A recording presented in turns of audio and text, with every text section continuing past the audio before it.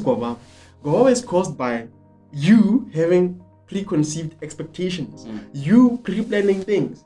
That's when things go south. The moment you sit down and you think to yourself, like, say, when I go there, I'm gonna say this, I'm gonna say this, I'm gonna say this. Okay, you go there, brother, and then the conversation goes in a completely different way than how you planned it. Yeah. You're gonna make mistakes. So how to fix this? You don't plan anything.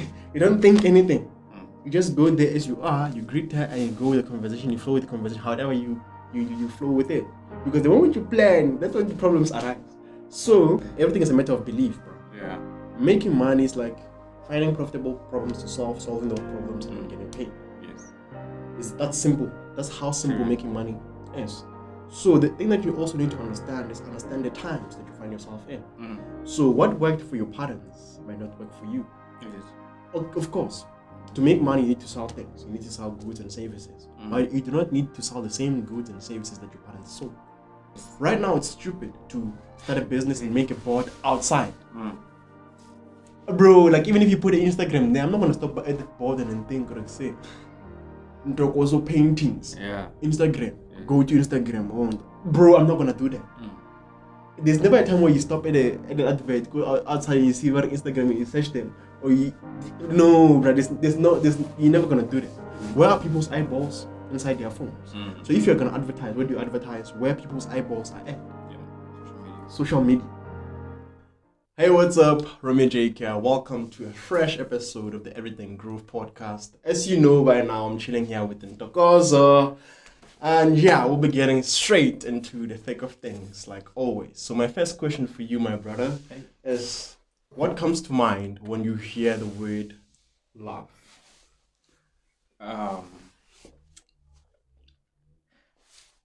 Comes to my mind when I hear the word love, man. Yeah. It's kindness, man, and caring. Those are things that comes to my mind. Because I believe when you love someone, what is love? To me, well, if I were to define love, I would say putting someone's need before yours. That's love. It's like having a daughter, my daughter right now. If my daughter needs something, I'll put her needs before mine. Yeah. That's love, You make sure that she's well taken care of before you can start taking care of yourself. Exactly. Yeah, I show her kindness, care, and love. That's what comes to my mind. I feel like that's a good way of like putting it, because when I think about love, like a lot of new things come to mind. About like 2 hours ago or 1 hour ago, I was thinking about this concept of like new love or falling in love with someone for the first time. Yeah. But the kind of love that comes to mind right now is like love the way the Bible describes it. Yeah. Because I was reading the book of Matthew in the Bible, right, where Jesus gave the first sermon on the mount, and he was speaking to the disciples, and he kept listing things, like said, blessed are those who realize their spiritual poverty, blessed are those who give to others, and etc. and etc.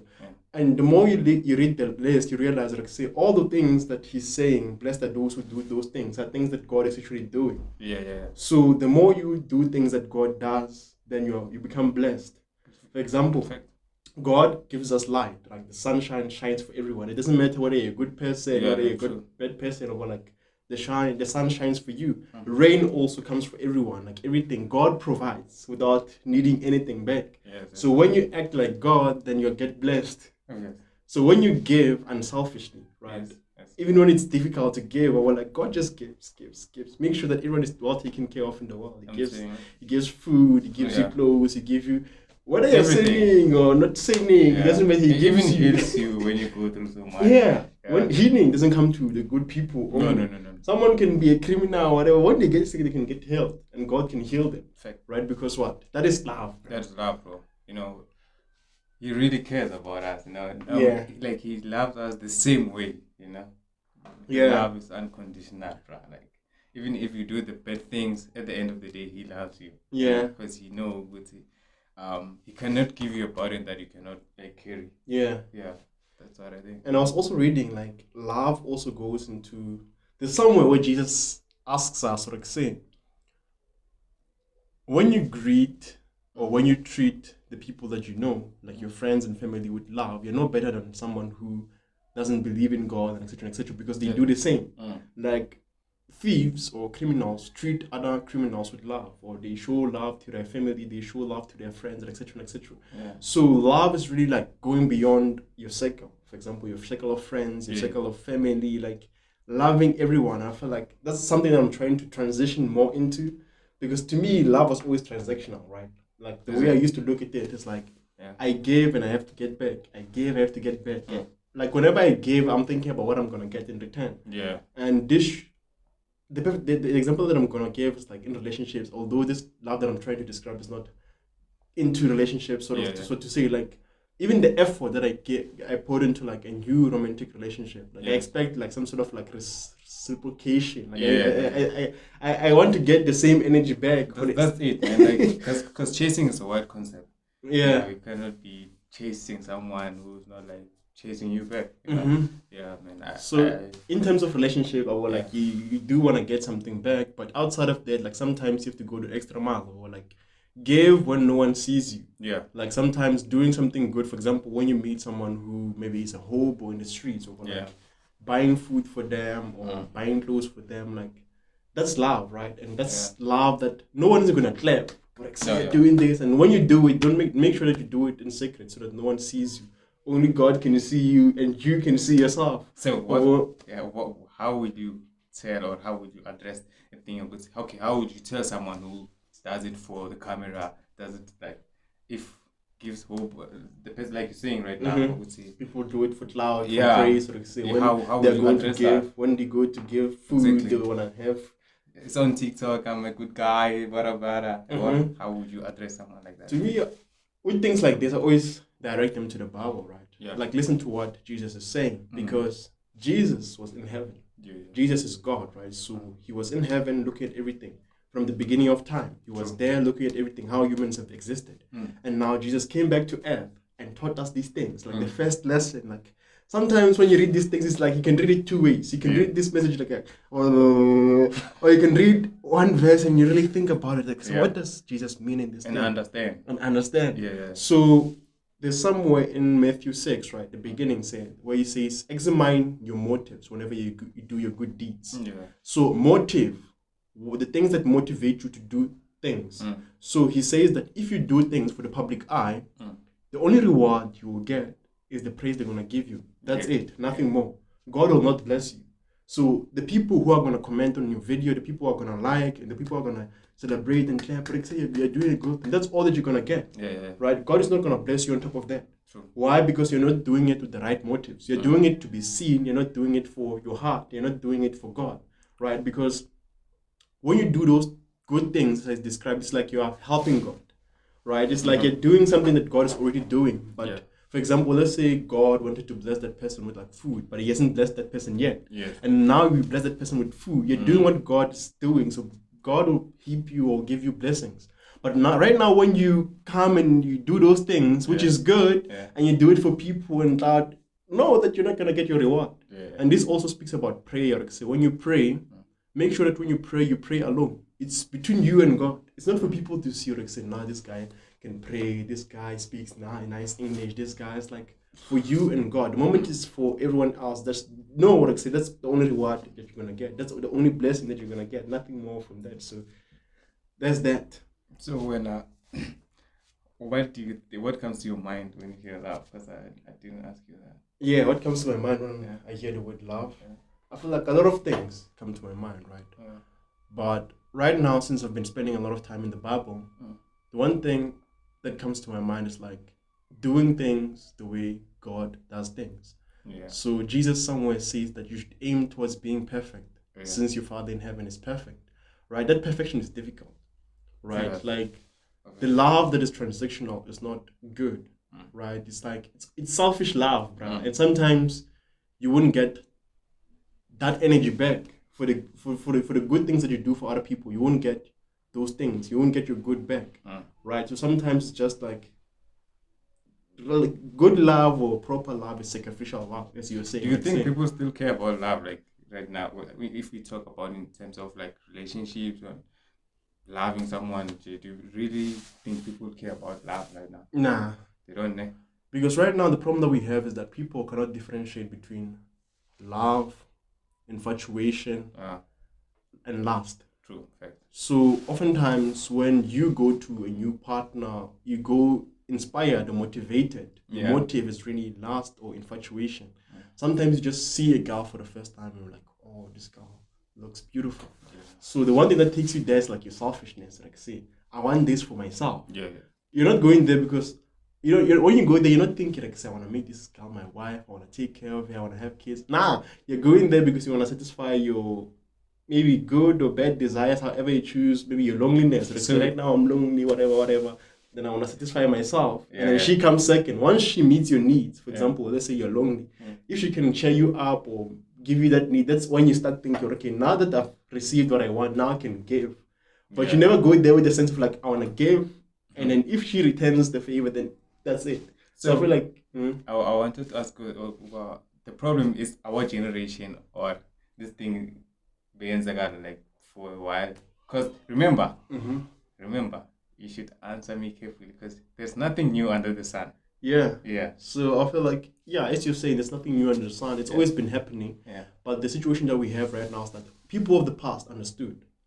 For example, when you look at like marriages, people of the past didn't get married because of this new thing that we call love. Like marriages were not associated with love back then. Or like usually love is not the thing that motivates you to get someone. Okay, let's start there.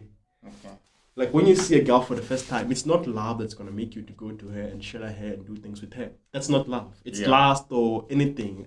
Or there's no love involved in that thing, right? You don't believe in love at first sight?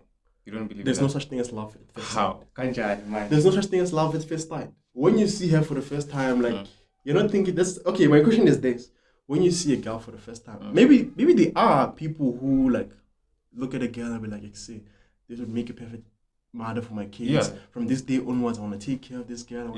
Maybe they are just like that. But for me, from my experience, what I've seen is that when you see a girl for the first time, you want to take care of your needs first. So you're not thinking of taking care of her needs first. You're thinking of yourself first. So the moment you think of yourself first, that's not love. Because you're thinking of yourself and she helps you to get what you want. And it's only after getting what you want that you start giving her something. Or you give her something with the aim of receiving something. It's really selfish because So to me, love is something that I feel like it starts from zero, right? Like you fall in love. Like I told you this, the one thing that girls fall in love when they do things for you. So when you see a girl for the first time, she's not doing anything for you. She's not in love with you. Yes, she's not. So it's only when you guys get to know each other. And I read about that on the Bible. That somewhere, the Bible says a man is a lover, right? And then a man should love his wife. And the wife should respect the man. Nowadays, I think our generation wants want to be loved and women want to be respected. That's why it's going both ways. And it's never gonna work. It's like exactly. It's like I don't like using this analogy because sometimes it can get misunderstood. But it's like a cat and a lion, right? A cat and a lion both are different. True. Like we don't want to focus on which one is strong or which one is weak, but I'm just saying that they're different, right? So they eat different food and prioritize different things. So likewise, forgetting the cat and the lion because it's a bad example, women and men are different, right? Each of us have different priorities. Each of us have different needs, different functions in the family, right? So the moment we prioritize the same things, that's when problems arise. So for men, as you were saying, that respect is a big thing. Me now, like I would rather have a woman that respects me than a woman who loves me. Like you have to respect me. Exactly. It's like if a guy cheats, the only thing that girl think of is this guy still in love with me. But us, if you cheat on us, what do we think? You took my time. You wasted it's like disrespectful. Because now you're thinking like, if my friends hear about this, it's like I'm gonna be like a fool in maybe in present of my friend. With everybody. So that's why I'm saying we care more about like respect. And how for them like they care about love. Like if you were to tell a young girl right now who's like in her 20s that say you'll never experience love in your life, she might even kill herself. Because they live and thrive for love. They want to experience love. They want to know what love is. And only gents can give them that. So Fact. there's somewhere I read that sometimes, as you were saying, that we as men or modern men want love from women. Yeah. So that's nothing it's never gonna happen. Like I feel like this thing of like love from women is like, to them, at least how I've seen it, it's like their love is always conditional.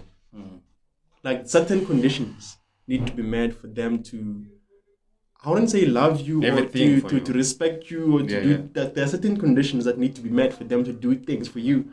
The moment those conditions get broken, it's only a few women who will stay. For example, a woman might be dating you because you're working, you're successful, etc., etc. That's the condition of like the foundation of the relationship. The moment, let's say, you get retrenched or you get fired for temporary, or like you lose a job or something like that, she'll be like, I no longer want you, right? So are you gonna say that person fell out of love for you? Nah.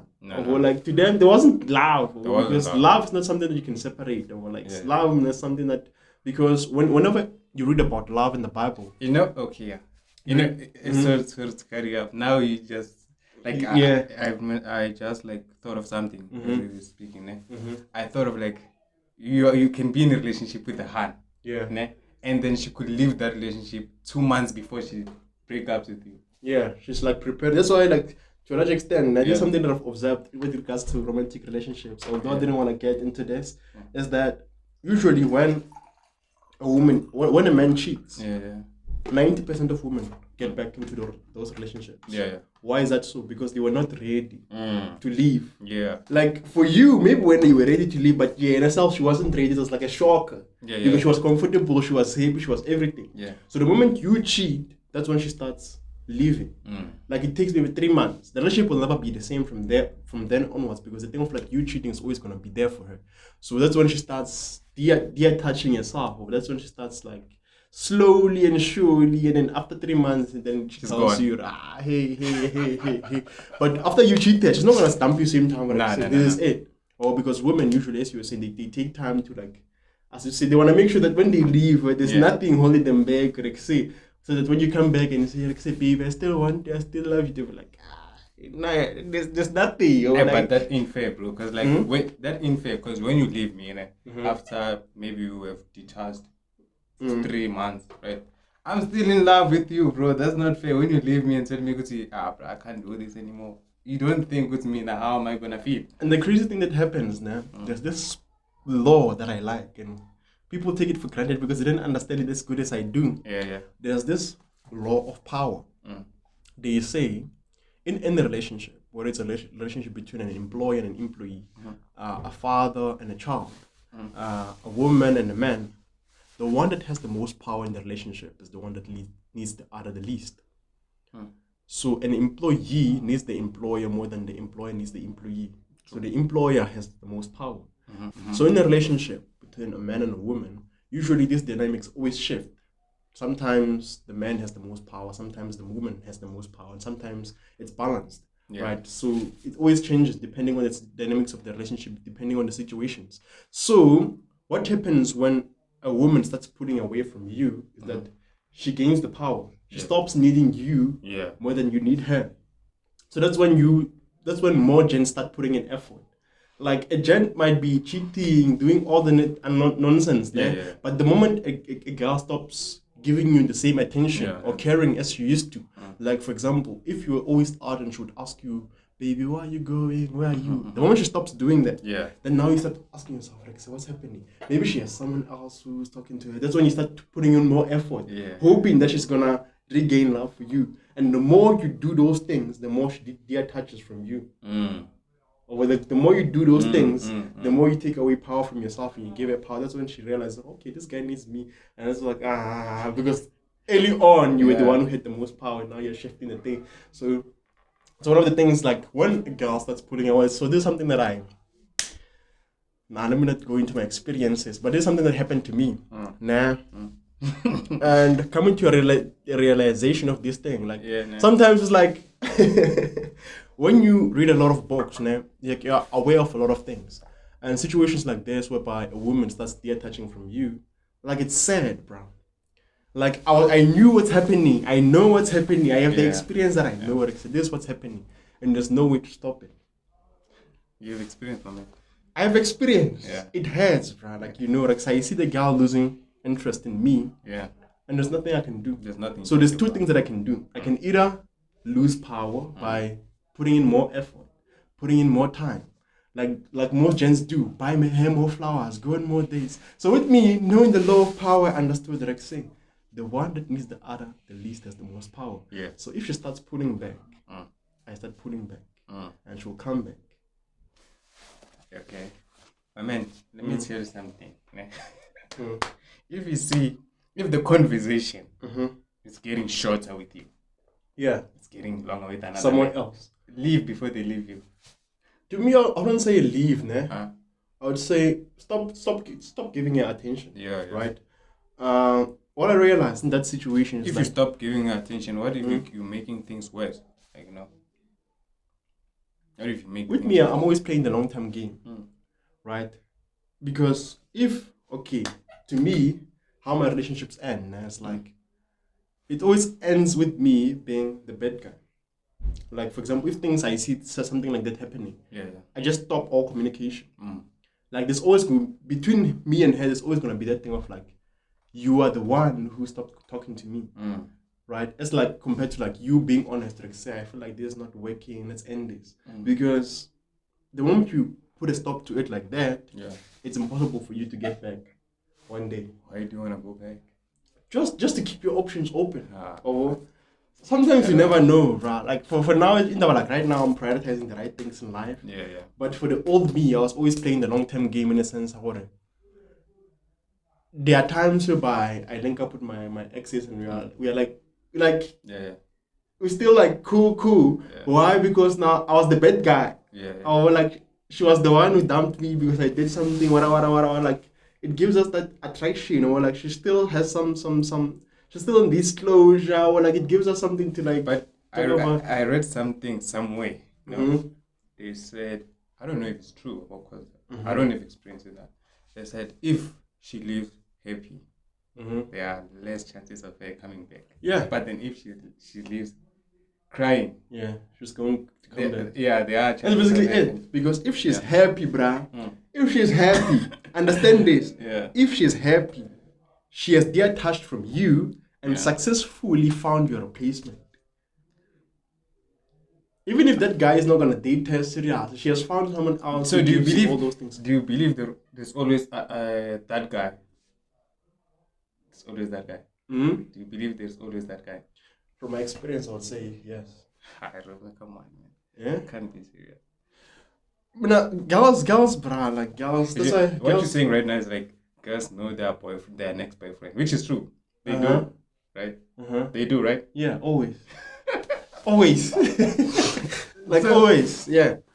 That's why. So how do you expect love from such person? So the only thing that you should expect is respect, which brings us back to that verse, you know. Because girls, like, the girls will vouch for me if they're gonna be honest, which they really are. But a girl always has options. Yeah, okay. They don't want their men to have options. Listen to this. They don't want you as their boyfriend to have options. Because they understand that, like, say, the moment you have options, the more you have power. Yeah. The more you're gonna need them less. The more you're gonna start pedestalizing them. Because dating, for example, if I was a girl and I dated someone who pedestalized me, someone who worshipped me, someone who did everything for me, like, although I'm gonna lose attraction for that person, but it's fun. Yeah. Someone, when you say, like, say, baby, what, he starts apologizing, I'm not even buying you what, like. It's not attractive, or like it's not gonna make me want to feel like it's not attractive.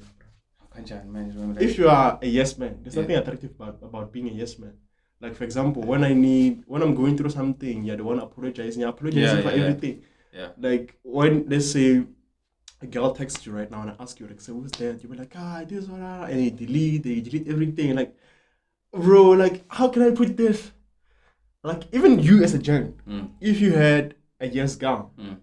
Like whenever you need anything, you just tell her, baby, I need food right now. She gets food for you.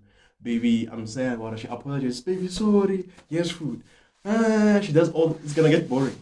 So because you need a challenge, bro. Like you need someone who has things they like and things they don't like. Not someone who likes all the things that you like. Because you're not getting anything out of them. True. you have to hate something. There's sometimes where I tell you, like, say, there's sometimes where you need to say no, bruh. You have to have the ability to say no. Why? Because that thing contradicts with you. It's a vitamin N. Bruh, you need vitamin N, bruh. For example, if I don't drink and you drink, if I don't feel like buying alcohol, I might do it out of love, but not always. Yeah. So there's sometimes where I'm gonna tell you when you ask for alcohol, I'm gonna tell you no. If when you're the one who's drinking, go buy your own things, right? So sometimes you're gonna get those no's, and those no's are sometimes what strengthens relationships. But if you're someone who continuously gives your girlfriend yes, or continuously gives your boyfriend yes, you're gonna find your replacement. When it's about mama oseka, and he's gonna get someone else who's a challenge to him. Because there's nothing interesting about that. But then, you know, there are people who like hate it when it's easy in a relationship. You know, like they will tell you, this relationship is too quiet now. There's no drama. It's not. There are such people. There are different kinds of. I don't like such people. But you don't like Baba. Listen, I need the in between. Yeah. The drama queens are people that are unstable emotionally. Have you dated someone who ever told you, this relationship is too quiet? There's no drama, man. But okay, never told you. To me, felt like that. I can't say I have dated people that like date. It depends on what you mean. Dates. Date seriously, no. But date for like short-term things, yes. Because to me, like such people, like with me, I have like these two lists I created. There's like the list with characteristics of like what makes a good woman, someone I would marry one day, someone I would have a family and kids with. And I have a list of like someone who I like but doesn't fall into the category. This is like my friends with benefit list. And there's like the third list of like people I don't want you, like I put you there, right? Yeah. So the people that don't qualify for the first list of like wife material, mother of my kids, they fall into the second list. And if they fail, they go into the third list. So most of the women, for example, with me, I'm very strict with like piercings. It's usually like when a girl has a lot of piercings, it's usually women who like pain. It's like women who tend to, at least from the ones that I've met, people who like take pleasure in cutting themselves. If not that, they want something. They want to feel pain in certain ways. And sometimes it comes as that drama. If you are not going to be the one who's making them to feel something in the relationship, they're going to be the ones creating something out of nothing so that they can be something to argue about in the relationship. They might go out cheating. So that they can be something whereby you're gonna fight with them, like say, why did you go out? Where did you go? Or they just go out, let's say, clubbing. They do all the things that you hate so that you can just confront them and have those fights, right? I've met people like that. The moment I want to, because with me, like I'm more of the hippo it before you. That better hippo it before what they say, compare the insurances before you commit. Hippo it before you commit. So I would say casual dating is what leads into long-term relationships. So there's never a time where I go to a girl and think to myself, like, say, there's been one time, and it's recently, and so I told you this one time, like, say, I want to get into a relationship, or like, that's me operating out of desperation. But besides that, it has always been like casual and then long-term. Like, I started with like the second list, or like of like friends with benefits, and then if I see, like, say, this person has more of the things that are this side, then I might commit to her. But it always starts like slow, casually, like it's like you're just having fun and whatever. And you kind of like realize in your having fun, like, okay, this person is like someone who's like good with finances. You'll be like, wow. And then she cooks for you, you'll be like, wow. And then she talks about kids, you'll be like, wow. Or like the more she qualifies, and then you want to make her something. Instead of like you starting with the first list or having that one list only, most people have like two lists. There's the wife material, mother material, and there's like the rejection list. There's no in between. So I feel like having that in between and always starting with that in between is very important. In fact, I've said it all. So going back to love, I didn't want to speak about love in the relationship sense because these are truths, right? These are truths that when I speak about them with like a guy, they can understand that, so you're speaking facts. But these truths are so controversial that people refuse to accept them. Why? Because in me highlighting these things, I'm revealing game. Yeah. It's like when you're good with FIFA and I'm horrible at FIFA, and I tell you about how to play FIFA, it's gonna be an annoyance to you. It's gonna be like, Bro, you like, just lost here. you just lost. You just got here, and now you're telling me how to play. Or what? Yeah. So hence why women know these truths, right? But they hate to be told these truths. Why? Because you're exposing the game. Because oftentimes most men are ignorant to these truths, and because of their ignorance, they get played. Yeah. So going back to this thing of like, is there always the other guy? The answer is yes. Like, if you do the math, bro, depending, I feel like, bro, every girl gets 10 times or 20 times the attention an average guy gets. Every girl gets 20 times, 10 times the compliments a guy gets. Like, a guy can get 2 compliments in 3 months or for the whole year. A girl how many girls every year tell you, like, say, you look beautiful, or you look handsome, I like your hairstyle, I like your shirt. Yeah, they do, Yeah, maybe. But although it might be a lot of girls, it's nothing compared to what an average girl, a 5, a 4 gets every year. But they're okay, on Facebook, there are boys shower women, shower all kinds of women with compliments in an attempt to like get them. Right? If let's say I wanna smash and I see a 4, or like I might go there like, hey gorgeous, hey, I just saw your picture there, and you're wearing this dress, it suits you, like that's like flirting, throwing compliments. But no girl's gonna do that and go into your DMs like, hey, I saw this picture, hey, I like your muscle out there, hey, that shirt is revealing 6 pack. Like, come on, bro. If someone did that, you're gonna minus them. Obvious, I would. Like, I mean, that's me. If a hand tells me they like me, they have a crush on me, I find it like it's a turn off. Because I feel like, but guys do that and expect they expect girls to date them. It never works. It never works for me. I don't really find them attractive. If a hand, no matter how beautiful you are, don't share me. If you tell me you like me, hey, whatever, you have a crush on me, I find it like as if like maybe you disrespect me. You don't think I'm capable of coming to you and tell you how much you're beautiful, or I can pursue you. I find it like boring. Already I got you, right? I didn't work for you. It's like getting like ref money. Yeah. If you have ref money, find you have your needs, you have everything. You're gonna misuse it. What? But there are people who are different from me. Maybe you like it when they tell you good I have a crush and you it never works, bro. For me, I don't like easy. I don't like that. I don't really with me, I don't like easy. Ne. Like, easy is boring. It's boring. It's like, that's why I'm giving you an example of like ref money, you know. Like, even now, if I go to a girl and I talk to her and she's too easy, like, I might disappear. Because right now I'm thinking, like, say, if it was easy for me, like, let's say she meets, let's say, 3 guys a week or 5 guys a week. If she says this to all these guys, now we are a community. Sometimes it's not like that. It's just like maybe she liked you. Yeah, there are guys who will die to her, but she liked you. Yeah, she liked. But even though that's the case, to me, like, I'm still gonna think about it. Like, say, if she shoot him a shot on me, how many other gents does she like who she shot her shot also on them? Like, to me, like, that thought is gonna be there, although it might not be valid. Or like, if she wanted someone else, for example, let's say she talks to me and then the conversation is fire, and I say something she doesn't like. She always shows she can always think I can go to another guy and do the same, and I'll get them.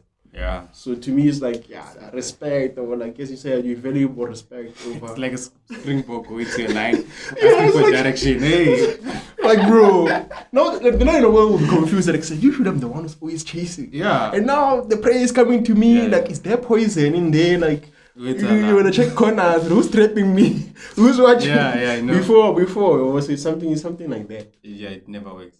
It never flies, bro. Now for me, it never flies. But like, be modest. Like, and you know the boring part, sometimes I try to say, okay, let me see what's gonna happen. At the end of the day, maybe not even, okay, let's say tomorrow, the following day, I won't text that person. I'm expecting her because I know, okay, she will text me no matter what. So going to Facebook, I was on Facebook. Right now, I deleted Facebook. I'm on Messenger. While I was on Facebook, sending a few requests and getting a few friend requests, people requesting. There was this one girl. This one girl. She sent me a friend request, right? And I accept. And it goes on Messenger. It shows that you are now connected to this person. Yeah. And when girl sends me a text, hey, I reply, hey, she'll be like, wara. Girl, she was so desperate to talk to me that she told me that I should send her a friend request on a different account. Yeah. And I was like, hey, see, a friend request on a different account. And she sent an invite with a different account. I don't know why, but I feel like maybe she was someone who had someone and she knew like my boyfriend is gonna go through my phone life to, like, I don't know what, but to me she was too desperate to talk to me that I ended up not wanting to talk to her. Like after a few times I was like, hey, see, there's no point in this. Why is this person so eager, so desperate to talk to me? Well, like sometimes I just go with the flow because maybe someone needs help, like maybe money or they need help with something. Also, the more I listen, I realize, oh, this guy's actually interested in me. She wants us to date, and I check. I go to the profile. I see her with the baby. They are like, two red flags. I'm out. Desperation plus a baby. I for one do not have a child, so you'll forgive me, ladies. So what you're saying right now is that you will never. It's like never seriously date a single mom. Oh, but you will date for fun. For fun, I can put you in the second category of like friends with benefits. But seriously, it never works. But they always say that women with kids are not looking for love; they're looking for help. So, I mean, I'm not Bob the Builder. But then what if she has her own things? Like she has money. Okay. Let's say everything works out, or she takes care of a kid, she takes care of everything. Like, she'll never allow you. Let's say maybe one day you get married, or with her, like she comes with the kids. She'll never allow you to be like the father of the kids. For example, let's say you discipline the children. There's gonna be that thing of like sometimes when you do this, she's gonna tell you don't do it too much because like you're not the father, bruh. But she wouldn't expect you to be I don't agree with you there. You might be telling the truth, but then there are some who like let you do that. There are some, so with me, I don't want to find that some. Or like I don't want to focus on exceptions. I don't want to go work with exceptions, or like because for everything you can argue against, or like there are always exceptions. Yeah, you know why? I mean, that's not my reason. You know what is my reason? What's your reason? My reason is like I don't have a child, right? Mm-hmm. Yeah, so finding someone who has a child, and I get her pregnant, right? Mm-hmm. Then the only time she'll call me, she'll call me with, I'm craving for this, I'm craving for wada. She won't tell me, the baby's kicking. Right away, she'll tell me maybe when I come back home after it happened like 2 hours or 5 hours ago. I want to enjoy the journey with the person. Of like pregnancy for the first time. Exactly. She must call me and I should leave the work immediately. Say, my wife's giving birth. She's feeling somehow type of way. And I go there and the doctor tells us it's nothing. You guys just like being here for nothing. The baby's just shifting. Even though after she gave birth, we'll sit down and she'll marry people. You just... Yeah. So with me, like, I feel like my reason in believing this way, like, I've heard a lot of stories from older men. Because with me, I feel like it's always good to listen to relationship advice from people who are like 30 years older than you, 60 years older. So there have been many men who have been in situations whereby they get with this, and oftentimes like it leads to divorces. Like, so to me, it's like it's better to start something new with someone who's like still. Yeah. So if you have a child, do you expect? No, I still wouldn't do it. No, if you have a child, you wouldn't date someone with a child. Yeah. You ain't fair there. What you mean I'm not fair? You have a child too, miss.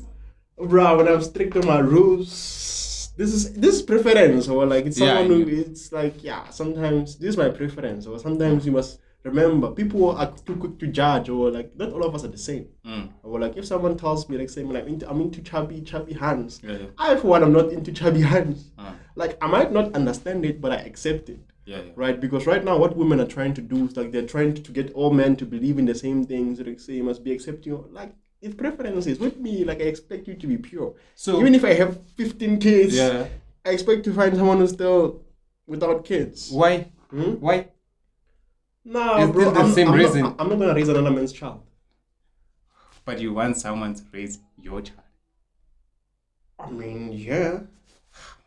You ain't fair. What do you mean I'm not fair? Bro, like you don't want to raise another man's child, but you expect another woman to raise another woman's child. Yeah.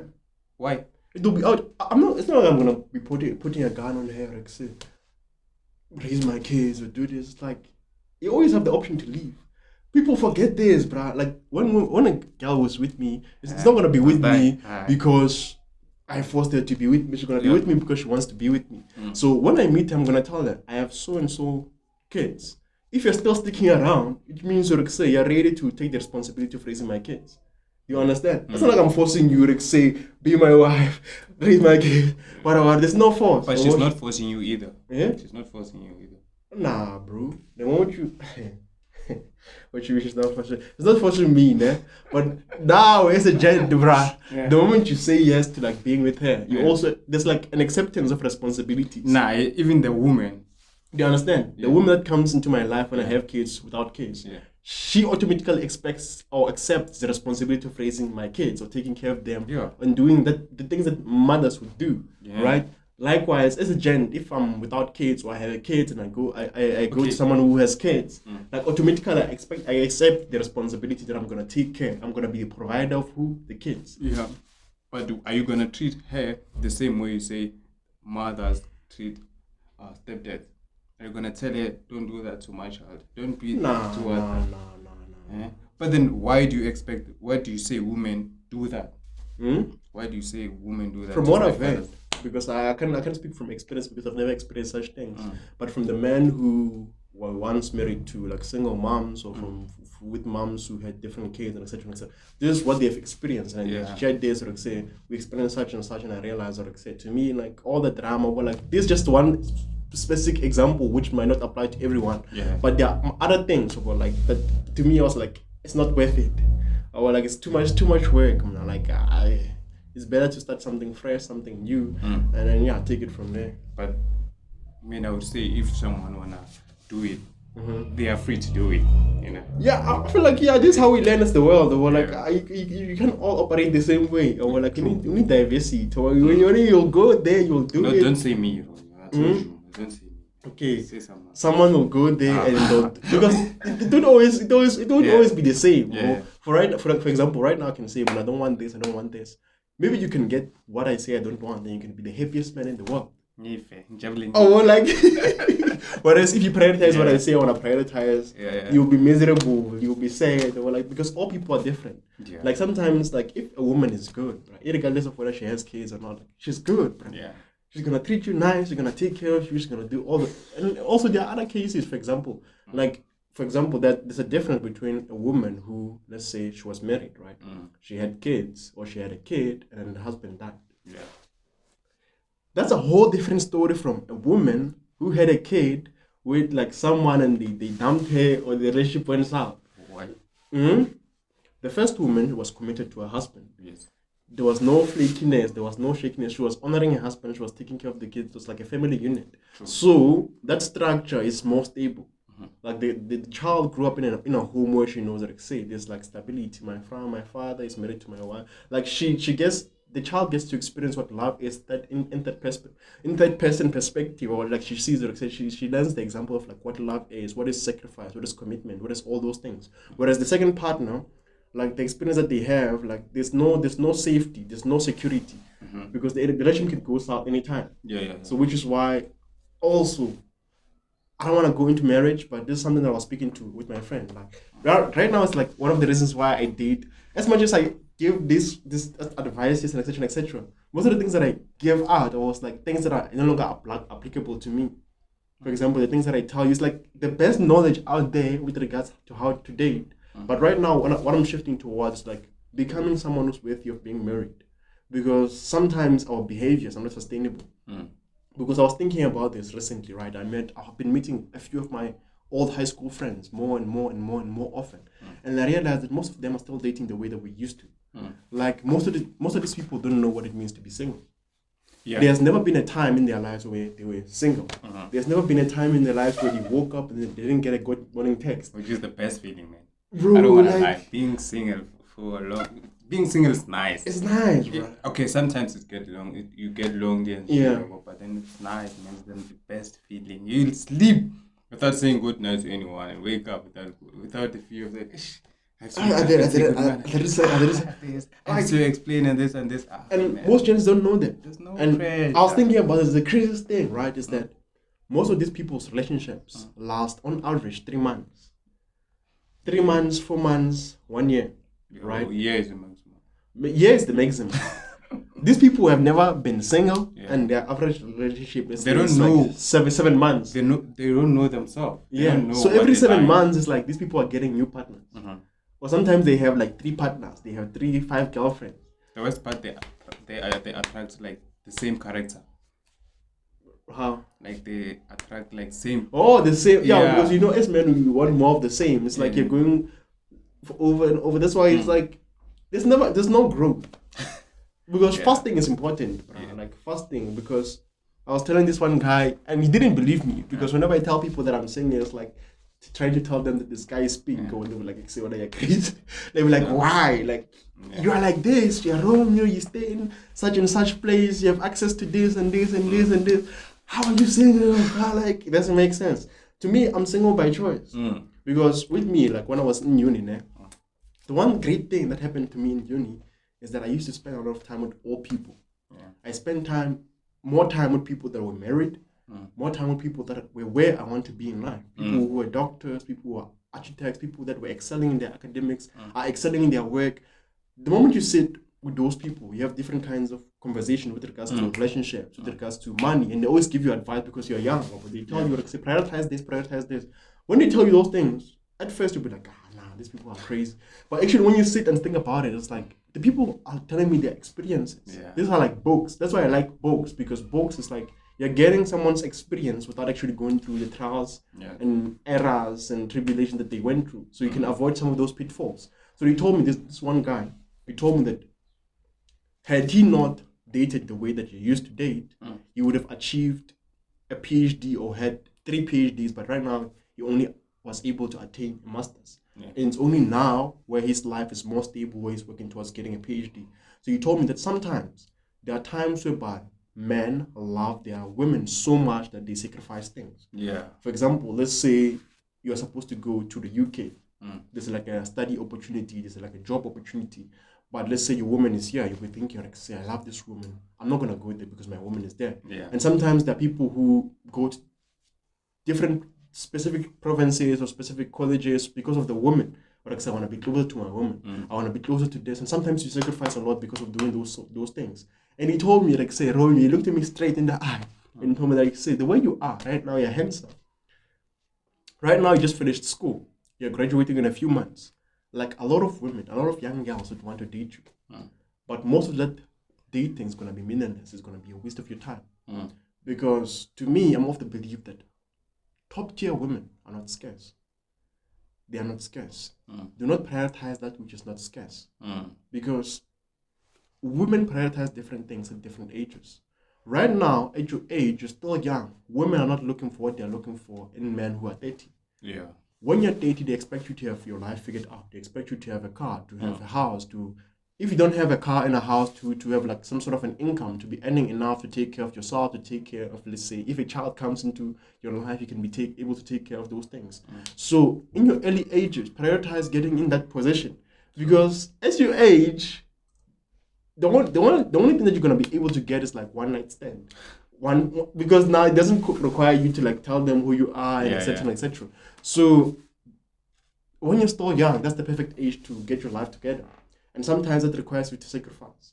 Because, sure, you're going to date for 5 years, you're going to be the lover boy, you're going to post yourself, but in that 5 years, you're going to waste so much time in your relationship that you won't get most of the important things done. And sometimes when it's time for you to actually go back to school, you will be making excuses like, say, now I'm 30. Imagine me sitting in varsity with like 18-year-olds, or like sometimes, like, it's that. So, it makes sense. Yeah, so as a young man, bruh, like, sure, date, but right now, I feel like I'm mentioning a lot of things, but right now I'm saying it's like, to me, I'm moving towards, because right now I was like, with me, like, the people that I'm talking about, like, they're of different races. And I looked at how people of different cultures date. Like, they are more intentional, they are more serious as compared to us. At least, like, black Africans. I don't know about the black people everywhere in the world.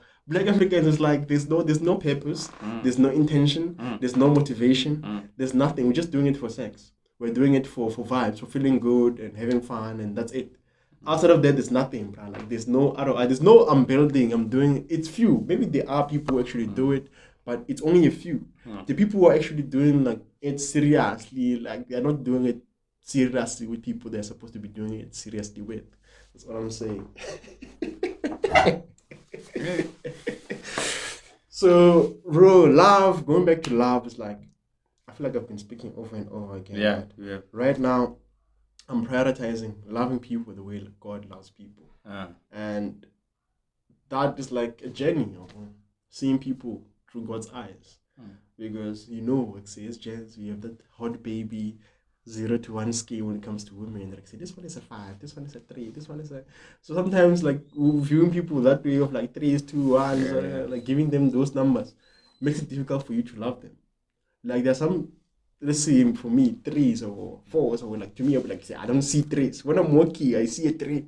I don't look in that direction anymore. I don't want it to catch feels like... So it prevents you from loving them the way God loves them. Seeing them. Sometimes you have to see people the way God sees them. Without you lusting over them, without you wanting for even when you see the people that are your type, like sometimes like appreciating like this girl is beautiful, né? There's someone in the world who's gonna have her and it's fine. Beauty doesn't have to be me. Beauty is something else, because if you're beautiful, or good looking, you have a chance of dating a lot of you get approached by a lot of people. You might you have a chance of getting approached by bad people and good people. So love 3, those 3, and a problem I have with 3, you give 3 a chance and he fucks you up. The one thing that most people make a mistake with is like they think those 3s and 4s don't get enough attention. To me, I would argue that the 3s and the 4s get actually more attention than the hot hands. This is something I was telling my friends. Like say, it's easier to date a hot hand than it is to date an average looking hand. No. It's easy to date 3, bro. Okay, let's think about it. There from the gents' perspective. We as gents like the path of least resistance. We like easy things. Like as much as we can like challenges, we want a challenge that we know that we can accomplish. A challenge that we know that we can win. So if, for example, in uni, there are hot hands, there are average looking hands. Like if, for example, you might have guava in terms of like the beautiful hands, the fire ones. What do you go to strengthen your guava? To your 3s, to your 4s, because when you go to your 3s and 4s, there's no of that fear. See, right now, you're not overthinking things. Why? Because you don't care. And when you do not care, it exhibits confidence. When you do things without caring about the outcome, that's confidence. You are sure to win. When you go to a 10, not thinking, what if she rejects me? What if this? You don't care about the outcome. You're just going there. There's a high chance that she's going to give you a chance. 10. Yeah. Why? Because you're different from every guy. The moment you... what causes guava? Guava is caused by you having preconceived expectations. You pre-planning things. That's when things go south. The moment you sit down and you think to yourself, like, say, when I go there, I'm going to say this, I'm going to say this, I'm going to say this. Okay, you go there, brother. And then the conversation goes in a completely different way than how you planned it. You're going to start, you're going to make mistakes. So how to fix this? You don't plan anything. You don't think anything. You just go there as you are, you greet her, and you go with the conversation, you flow with the conversation, however you flow with it. Because the moment you plan, that's when the problems arise. So, with 10s, gents plan and then they fail. With 3s, they know. You trust yourself even, this one I'm going to get there.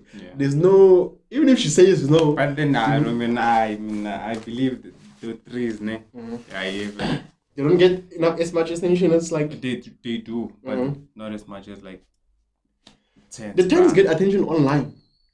In real life. In real life. But it depends on the environment, though. Even in uni, bro, people have guava, bro. Okay. Bro, I've said with like 6s and 7s and 8s, Oblomang race inside the campus. Towards this dating in uni, there's seasons, right? So let me give you some secret sauce for you who are still in uni, the gents, Like when girls come to uni, for example, I'm a first year, I'm a second years.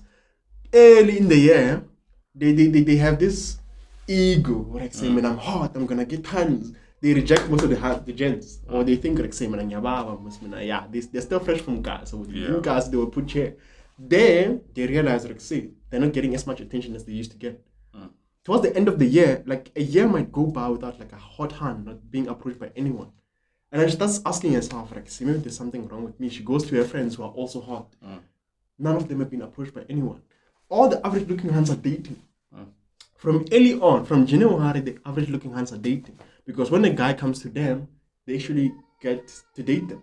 Like they say yes. They're not going to reject them thinking like, I'm going to get someone better as the year. Nah, they give them a chance, they get. And then by the time September rolls around, by the time July rolls around, the ones who started dating early, they are going on dates. They are posting. The ones who rejected gens are not getting anything. Now they are summer wedding. They see their average looking friends posting, fun, hey, kumnandi, it's dry. So in that time, because it's so dry, they're so ready to give anyone a chance. Not just anyone, but the one they think it's this one, or like they are more open to like saying yes. So early on, or like if you are, I don't know, but to me, but it's a matter of belief, bruh. I think we talked a lot about like relationship, mutual and whatsoever. Nah. Yeah, it's too much. It's too much. I want to ask you a question. Yeah, sure. You asked me about love. Now I want to ask you about money. Because like I think a lot of people money makes the world go around. We know that. Yeah. Gives you butterfly, gets you where you wanna be, right? Buys you connection, a lot of things. Right? I want you to tell us about money. I want us to tell us what do you think when you hear the word money? Yeah. When I hear the word money, I think about a lot of things. And the first thing that comes to mind is that everyone wants money. True. Everyone wants success. I've been around successful people. Actually, more successful people speak less about money than people who are without money. You know why? Because they talk about, they want problems. Because if you find problem, you are capable of making money. Yeah, they find profitable problems to solve. Yes. Not just any problems. Whereas thank you for being specific. Not all problems are gonna make you money. But they are more orientated towards like solving problems. Whereas the people who are without money, the people that are closer to broke and etc., the young people, like they are lost, bruh. When it comes to money, they're lost. They want it, which is like one thing, and it's not enough. They don't want to work for it. They just want it. Like you sit down with someone and they tell you, like, say, this person is not working, they're unemployed, they're broke. But they tell you how they're going to spend it already. They don't have it already. They tell you how they're going to spend it, ne? And they also tell you, like, say, man, I don't want to work a job where I only get paid 12 months a year. So where are you going to start now? Because right now, definitely, you're not thinking of solving problems. You're thinking of creating problems for your parents. I'm telling you. Like, so they're lost. That's why I say people are lost. To me, bro, like, money, it goes back to women. It goes back to everything. Everything is a matter of belief, bro. Making money is like finding profitable problems to solving those problems, and then getting paid. It's that simple. That's how simple making money is. So the thing that you also need to understand the times that you find yourself in. So what worked for your parents might not work for you. Of course, to make money, you need to sell things. You need to sell goods and services. But you do not need to sell the same goods and services that your parents sold. Back then, like, something that I'm seeing right now, people are going to hate me, but it's fine. This thing of like selling fruits and vegetables. Sure, in the past it was profitable. But the money you're going to make right now is not as good as the money the people back then were making. Like this thing of like getting your because van. Of value. Because of money value. Because of value. Not necessarily because of value. Things have changed. A lot. It depends on how you do it. I mean, someone can still do it, sell veggies and fruits, and it depends on how you do it. If you're going to do it like your parents did, you're not going to make money. Back then, people had those button phones. They didn't have smartphones. There were less ads, there were less distractions. People were not on their phones as they are right now. So people's eyes right now are more on their phones than they are outside. Yes. Right now, it's stupid to start a business and make a board outside. Bro, like even if you put an Instagram there, I'm not gonna stop at the board and think or say. Also paintings. Yeah. Instagram. Go to Instagram. Bro, I'm not gonna do that. There's never a time where you stop at an advert, go outside and you see what Instagram you search them. Or no, bro, you're never gonna do that.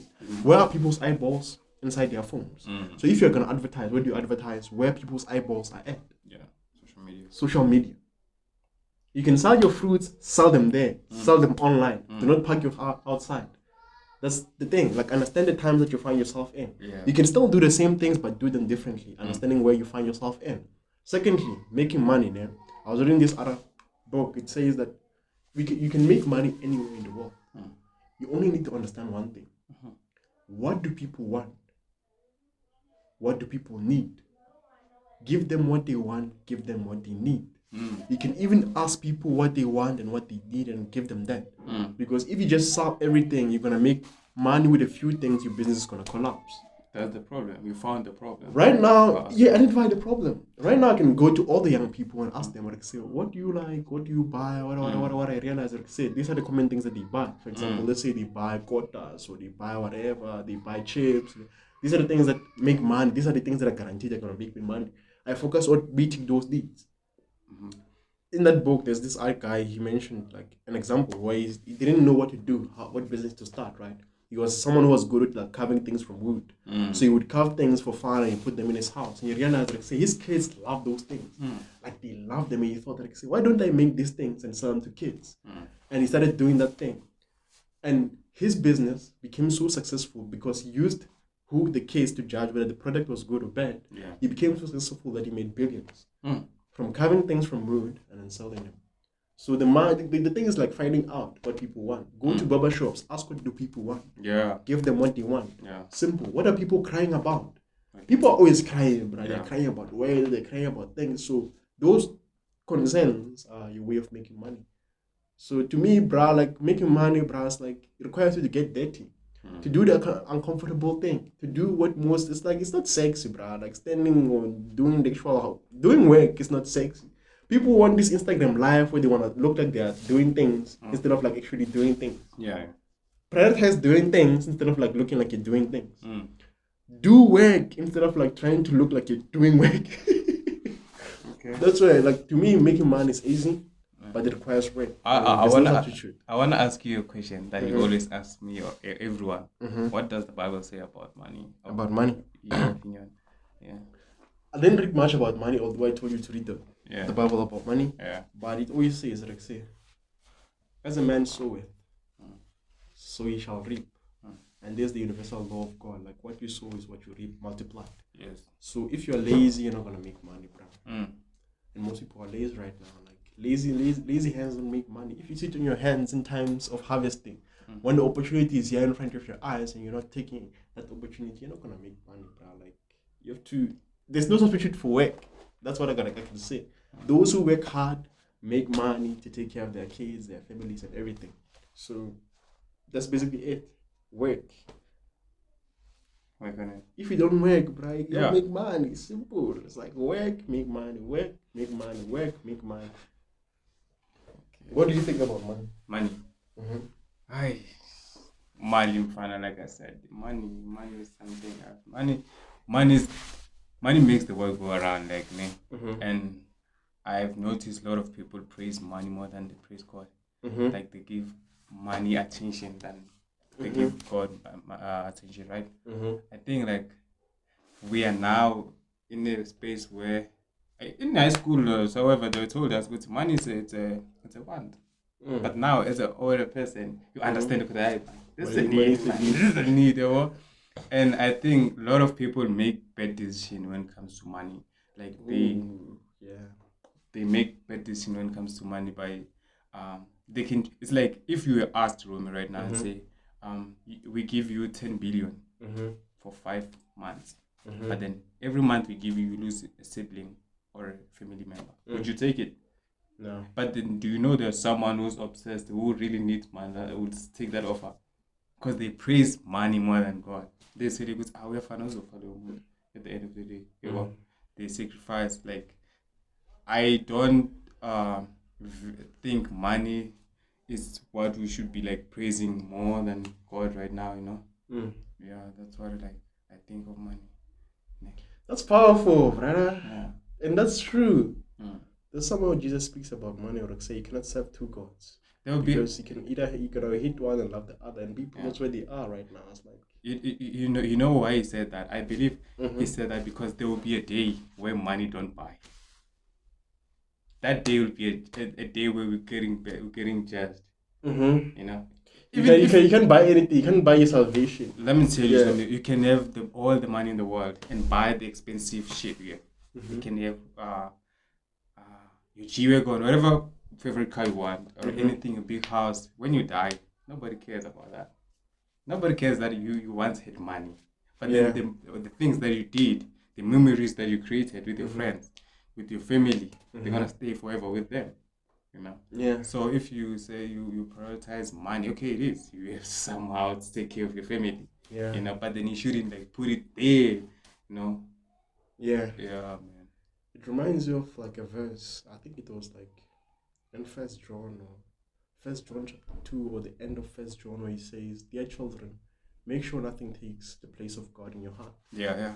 So make sure nothing, because that which you focus on, there's somewhere. I feel like the teachings of Jesus are legendary, right? Like, make sure you read the book of Matthew. You read it, reread it, read it, reread it, repeat. Because, bro, where you say that which you esteem to be a treasure will be something. Your heart will always pursue that which you esteem to be a treasure. So whatever you think of as like your reward, or whatever you treasure most, that's where your heart will be. And this can be translated several times. Sometimes you can say where your money is where your heart is going to be. So all the places where you send your money is where your heart is going to be. So this goes back to the thing of like men who end up abusing their wives, or it's not good. But sometimes the men who end up doing these things are men who, for example, let's say a man works in a mine. It's like doing hard labor. It's the one who's digging, or like it's hard, or it's difficult, or a man is fishing. And after doing all this work, he gives all the money to his wife. And now he finds out that the wife is cheating. Or he finds out that the wife is not using the money for good things, like gambling and all those things. Or like, the heart of the man is going to be with the wife. Because, bruh, what I use my bare hands to get is with you. So if you're misusing that and you're taking that for granted, like, it puts me in a tough position, or like, because my heart is going to be, even with like simple example, when you have money and let's say you're a trader and you take all your money and you put them in the market, bro, I'm telling you, you're going to be on the markets more than anything. You'll check the markets more than anything, because where your money is there. So where your money is, where your money goes, that's where your heart is. So if you want to know where your heart is, go to your bank statement and like look at the things that you spend your money on. If it's alcohol, if it's women, if it's airtime, if it's whatever, porn, whatever. Where your money is, the people who, there's this thing of like internet things. I forget, OnlyFans or whatever. And there are men who give those people tips and etc. So obviously it's gonna. I don't know if it reflects on your bank statement, but I think too, because money is leaving your account. So that's where your heart is. So since you're giving those people your money, you're gonna keep coming back, because that's where bad way. Where your money is, your heart is. That's all you're gonna speak about. Where, because your money is there. So this is something that I think I told you, like I said, where God says that people have been robbing me. In I think it's Malachi, where he says, Malachi 3 verses 8 to like 11 or something like that, where he speaks about tithing, offering. Because where you, especially the most important thing is like where your money goes to first. Right, the first thing, if the first thing is like food, you don't want anything, don't want mistakes with your food. Like, you don't get touch anything in your house but the food, bro. That's where your money went to. So making sure that your first fruits, the first money, the delivery account goes to God is very important, because the moment your money goes there, that's where your heart is going to be. It makes a lot of sense. So the moment you take a lot of money to God's house, that's where you're gonna care more about God's house. You're gonna care more about God's things than you do about everything else. which is why tithing and offering is very important. Not tithing and offering after you've bought your things. No, you tithe and offer to God before you do anything, because your heart will be in God's things. But if you start with other things, if you start with grocery, your heart is going to be at the grocery. If someone wastes your grocery, you're going to be angry, you're going to be sorrowful, you're going to be worried, you're going to have anxieties. Like, say, you're finishing my grocery. Why? Because you started with grocery instead of starting with God. But if you start with God, you know God is the provider of all things. God is going to take care of me. Like, if God can take care of the grass, can take care of the animal, can take care of the birds, and there's some way, that's why I like Jesus, bro. Where he asks you, like, say, if God can take care of the birds of their sky, make sure that they have something to eat everywhere, how much more will he take care of you, who he created in his own image, bro? Like, think about it. You have dominion, you have everything. So don't worry about tomorrow. Take every day as it comes. I was having a conversation with someone about, so we're talking about time, that person always say, I believe in time. And I was like, when she said she believed in time, I didn't want to say she or he, but I said it. Time for like everything, or like everything happened at the right time. When God has his own time to do things. And I was like, hey, you like time? And she's like, I don't like time. I like God's timing. And at that thing, I was like, okay, God's timing is priceless, though. Because we can plan right now and say, like, Aaron, we're doing this. But he's the one who decides. And I feel like he's never late and it's never early. It's like always perfect. Yeah.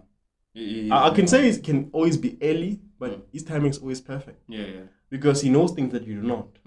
Like he said on Jeremiah, Jeremiah, the verse that I sent you yesterday on Sunday, the verse Jeremiah 33, verse 3. He said, "Call into me, I will answer, and I'll tell you what you don't know." Yeah, things yet to come or something. Like I feel like the translation is the English there is like the English here, London, the alien English would thou shalt not. West. That's the Bible that I use. It was very difficult, but sometimes I like that. So to me, I like the modern standard English, but I read it and I understand what it's saying. Because I feel like that was relevant for me, because more recently there's something that has been happening about like God has been moving in my life and telling me things about like I say, I'm gonna make you great, I'm gonna make you this and this, I'm gonna influence people, but like this, So that's something I trust God's way, but like God has been anointing me and doing all those things. So he says, I'll tell you about things yet to come. I'll tell you secrets about the future, about things yet to come. So sometimes it's like there's somewhere where I was reading the book of like I forgot what, but there's somewhere where they speak about Ezekiel. Not Ezekiel, sorry. It's the book of Judges, the story of Gideon, who the angel of the Lord went to and told them, like, say, you're gonna be great, you're gonna be the one who's gonna rescue Israel, you're gonna go to war and whatever. And he went to fight many people. For example, he would go to war and fight 15,000 people with only 300 men. And God made it so that people can know, like, say, it was not that guy and the 300 men who won. It was God, because if 300 men against 15,000 people, humanly speaking, it's impossible. But with God, it's possible. So before he took responsibility of everything, he didn't believe, like, say, I can actually do this. So he tested God, like, say, God, to know, like, say, this is you speaking, allow me to do this test. Or he tried to prove, like, say, I'm gonna put, let's say, a blanket outside, and then if the ground around it is dry and then only the blanket is warm, then I'll know it's you. And God did that. And the next day he was like, I say, I'm doing this again. Okay, make sure that the blanket is dry and and did those tests to make sure that it's God. So I feel like sometimes you also need that. Or like sometimes there are things that God is going to do in your life, or there are things that you're not sure about. Like say, God, although I feel peaceful, or maybe I want to be rich or whatever, or like give me more information with regards to this thing. Like give me more instructions with regards to this thing. Like how do I go about things? Because just because you can do everything doesn't mean that you're going to be successful with everything that you do. Or like just because, let's say for example, I've won like got decent marks for like matric, or like I could afford to study all the courses, almost all the courses that I want. But just because I can study all the courses doesn't mean that I need to study all the courses. Or like there are specific paths that if I take, I will not succeed. And there are specific paths that if I take, I will succeed. And only God knows. So sometimes doing those things, I feel like sometimes with me, I've been lacking in a sense like, as much as people, that's why like to me, accepting compliments or accepting praises is something that I always deflect. Some people say I'm humble, but sometimes I know, like, say, this is not me. Like, I wouldn't, like, there are times, there's this one exam, bro.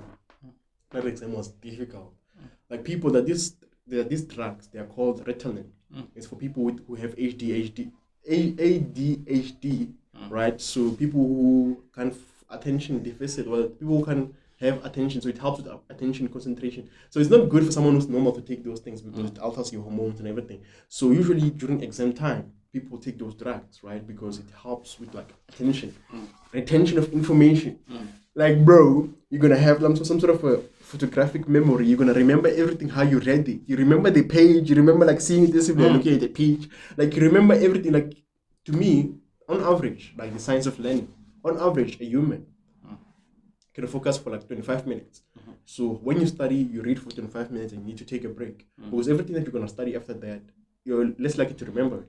So it's always encouraged that you study, take a break, study, take a break. So when you take those drugs, your attention span increases. So you can, let's say, study for 2 hours back to back without stopping and remembering everything. So there are people who took those drugs, who studied for the exam, who failed it. Like we were given, let's say, 3 days to prepare for the exam. We had 3 days. The content was dense. And to me, like looking at the task, I knew, like, say, God, I cannot do this. People are doing. I was tempted also to get those drugs. I was like, I'm not gonna use drugs. I have my God, bro. I have God. I have prayed. God, be with me. Help me to understand these things. Give me the energy also not to procrastinate, because sometimes when a difficult task is ahead of you, a task that you think is impossible, it's easy for your brain to bail out, to say, I'm not doing this. You're on your own. Yeah. Like, you procrastinate, bro. Like, it's the craziest thing. Like, the time when you know, like, I'm supposed to be working, that's when anime is enjoyable. You feel like you enjoy it. Right? 2 minutes, and the episode finishes. 2 minutes. You try like 5 hours as well. It's like, I don't know how it works. It's like stress, you know? Yeah. You're trying to cope with stress, but the more you try to cope with stress, the more stress you get because you're not doing anything. Fair. Like, I'm supposed to be studying, I'm not studying. And now I'm wasting more time, the time that I should be using studying. It's like stress. So in those times, I used to pray, bro. I used to pray and God was with me. So God is the one that made me get the degree that I have, bro. Yeah. Had it been for me, it was tough. It was tough. And sometimes, bro, like, it gets so tough whereby you can't tell people it's tough.